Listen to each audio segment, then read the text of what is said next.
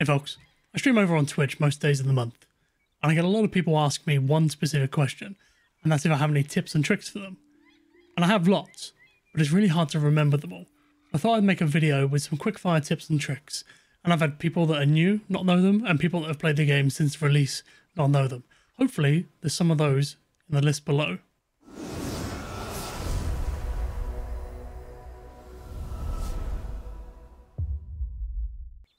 Number 1, and this is one of my most favourite tips to tell anybody that ever asks me for a tip on Sea of Thieves: keep your health above 70% at all times.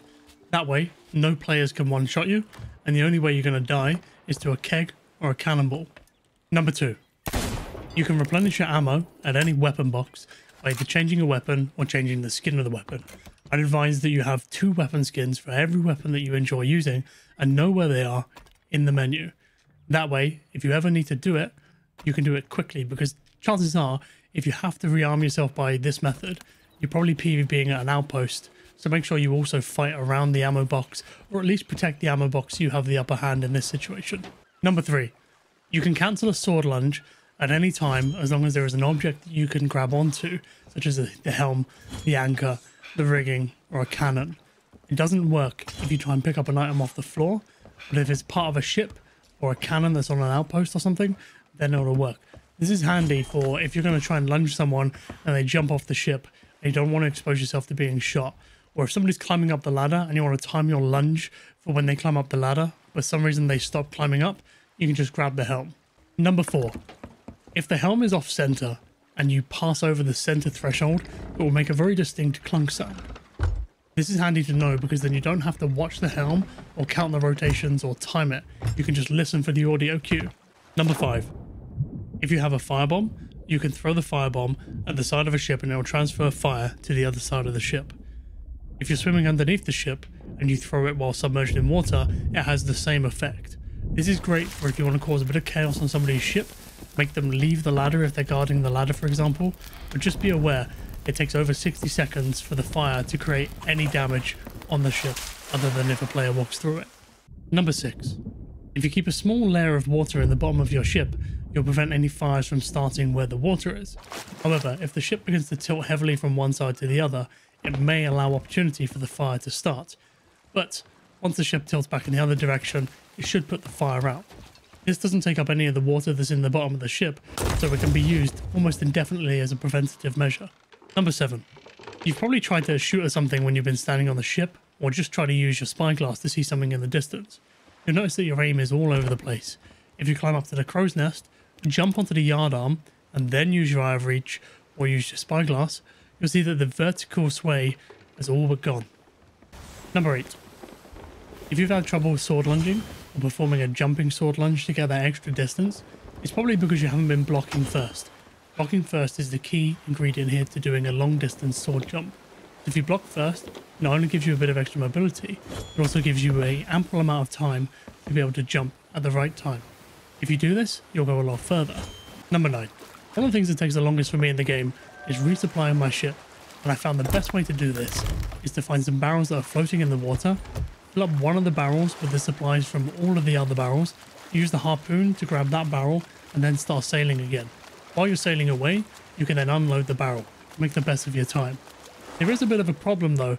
Sometimes when you come up to the barrels, they can all sink. So if you're a little bit worried about your supplies sinking, harpoon one barrel first, then start swimming over to that barrel with each supply and you'll get as much as you can. Because there isn't a timer on the barrels, they just tend to sink randomly, though they do generally sink when you first get to them.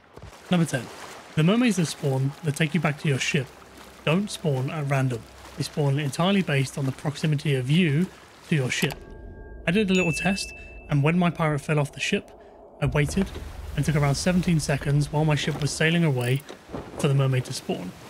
I fell off again in the same conditions and I swam away, and it took around 10 to 11 seconds for the mermaid to spawn. This is why, if for some reason that you're on an island or you're near another cannon or you're on another player's ship, you use the cannon to fire out away from your ship, you can guarantee that the mermaid will spawn near enough when you land in the water. Number 11. When you sail into a storm, your compass will go absolutely crazy. If you're using this to navigate, you're going to find it very difficult because it's going to be spinning around in circles. If you don't have a crewmate, look at the map to see which way you should go. You won't be able to get through the storm effectively. The best thing you can do is to use the wind that's flying over your head. So if the wind is flying from left to right, make sure that the wind stays from left to right all of the time. Of course, look out for landmarks, and the wind can change from time to time, but it is rare. If the wind changes, it'll be a while before it changes again, and you'll have time to sail through the storm. Number 12.